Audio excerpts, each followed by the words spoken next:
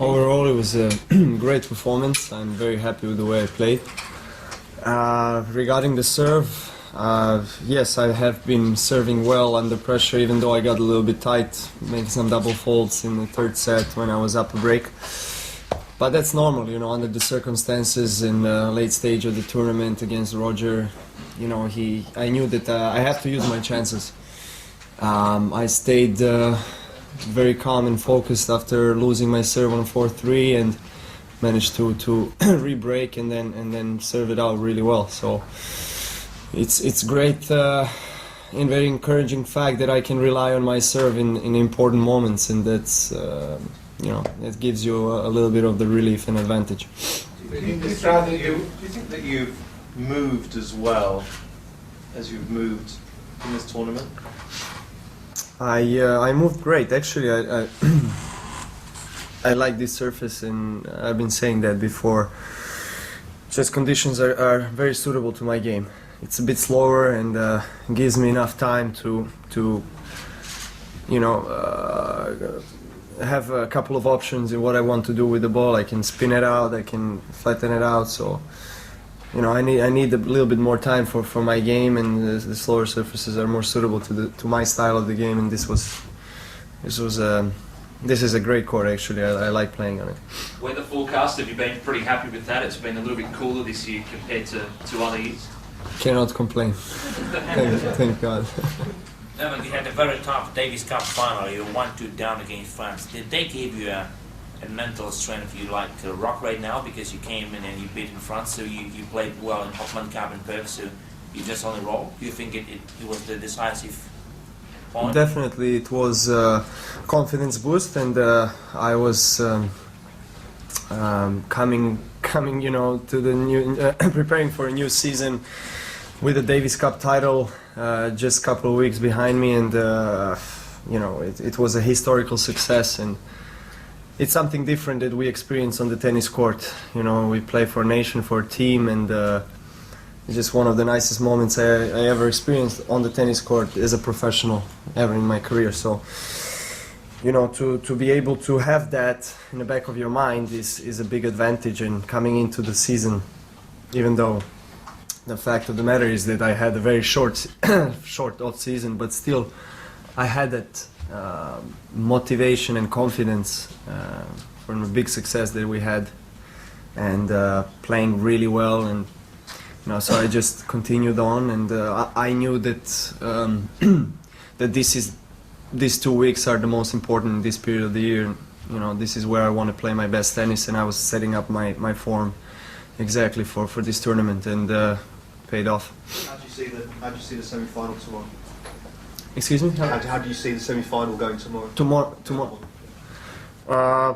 Well, it's a semi-final of a Grand Slam, even though, you know, maybe you would put Murray as a favorite, slight favorite, but Federer has been showing maybe his best tennis on hard courts lately. I think he won a tournament just before Australian Open, and now beating Nadal and a couple other big players. It's great. I mean, he's playing well, so he's gonna give his best, and definitely it's going to be interesting to see who's gonna prevail. You know, I'm gonna just relax and take some time off. I have 2 days now, which is always very much needed at this stage of the tournament to recover a little bit and get ready. Walking in the park. A little walk in the park, little flowers, botanic gardens, etc.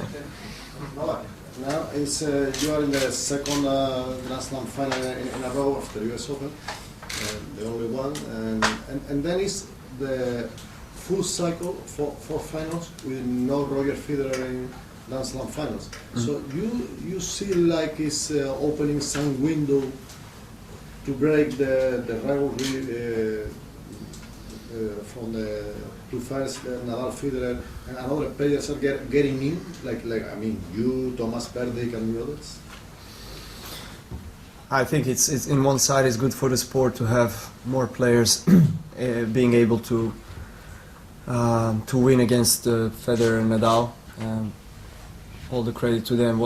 They have done in the last 5-6 years. They've been very dominant, and you know, just a great example as a great example of champions, and it was really hard to challenge them, especially in the big events where they play their best tennis, and now these things are changing a little bit. So from that perspective, it's good for the sport.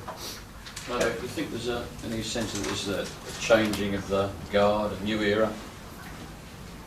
Well, look, it's maybe early to say that. Roger is still still very much motivated to reclaim the first spot on the rankings, and he's playing great. Tonight I think I played maybe a better match, but he's still up there, and he's still in extraordinary form, and he's been winning out of last 5-6 tournaments. He won 5, so. And you have Nadal on the other hand, which has been a very, very dominant player, and we are still behind them. So you can't say that there is a new era coming up, but there is more players. So more players that are able to win majors, which is good. Would you say that this has been your best match in long time, or Well, one of the best, definitely. which one you consider the best 3 matches you played? Lately, or just overall? Well, Don't you remember? maybe the one semi-finals as well against Roger here. I don't know, maybe against him again in the US Open, and Always against him.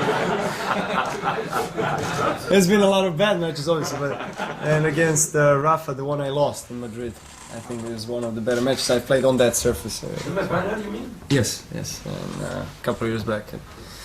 Well, I've been playing my best tennis in this tournament. This is the only Grand Slam I won, and again this year I've been playing great, losing only a set before finals. So, that shows that this surface is really suitable to my game. Was it a tactic of yours to really attack Roger's backhand tonight? Was that something you went into the match and thought you really wanted to attack? Well, yes, I think last time we have played in London, I could not even get into the match. He went on top of me, and he just was in the control of the whole match, and I kind of learned from that experiences playing against him so many times, in the last 2-3 years, and I knew what is expecting me, a very aggressive player who loves coming in and stepping in, and I knew that if I want to win this match, I will have to stay positive, and when I have been given the chance, I should use it. So I wasn't really trying to hit every ball as hard as I can. I tried to create the point, and then when I have a comfort ball on a forehand, I wanted to step in and hit it. I was more aggressive than I usually am, maybe against him. What would you say is the significant difference between the Novak Djokovic of 2008 and the one of 2011? Or is there one? Well, there is. I'm 3 years older and a more experienced player on the court. Physically, I'm stronger. I definitely feel like that. I was a 20-year-old kid who was just hitting as hard as he can, closed eyes, and everything was going in back then. It was great, it felt great, and then over the years, I faced some situations that I never faced before, pressure of defending Grand Slams and things like that, and you grow up, you get this knowledge and the necessary experience, and you just have to, accept that as a good school and move on. That's what I did. I had my ups and downs throughout these 2-3 years, but right now I feel like I'm much stronger and more consistent, and I know that I'm more stable mentally and physically, that I can really I hope that I can hold on to this for the whole year, because it's important. If you want to stay at the top of the men's tennis, you have to play consistently well all the time.